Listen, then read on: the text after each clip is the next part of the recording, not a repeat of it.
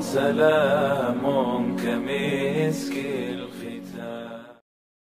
پدر جان حکومت چیست؟ به نام خداوندی بخشنده و مهربان.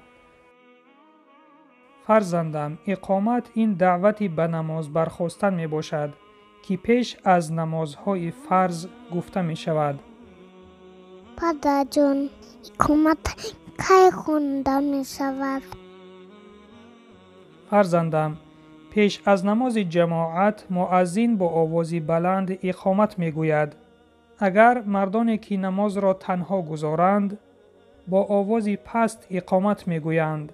زنها باشند اذان و اقامت نمی گویند.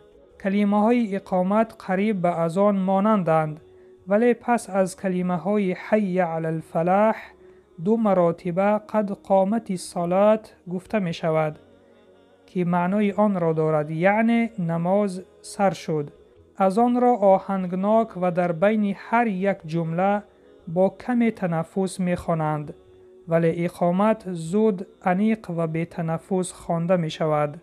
فرزندم، اقامت چنین گفته می شود: الله اکبر، الله اکبر، الله اکبر، الله اکبر، اشهد ان لا اله الا الله، اشهد ان لا اله الا الله، اشهد ان محمد رسول الله، اشهد ان محمد رسول الله، حي على الصلاة، حي على الصلاة، حي على الفلاح، حي على الفلاح، قد قامت الصلاة، قد قامت الصلاة، الله أكبر، الله أكبر، لا اله الا الله.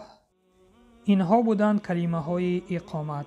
فرزندم، کوشش بکن تا نمازهای خود را در مسجد با جماعت گذاری، چون هر یک قدمی که به سوی مسجد می برداری به تو ثواب نوشته می شود. و این چنین در حدیث آمده است که نمازی با جماعت ثوابش 27 مراتبه زیاد از نمازی تنها گذار است. فهمو پدر جان، رحمت. این بود پایان درس امروزه. منتظر درس های آینده باشید. نوار را به یار و دوستانتان بفرستید تا کمی باشد هم از دین خود آگاه شوند و سلام بر آن شخصانی که راه هدایت را پیش گرفتند.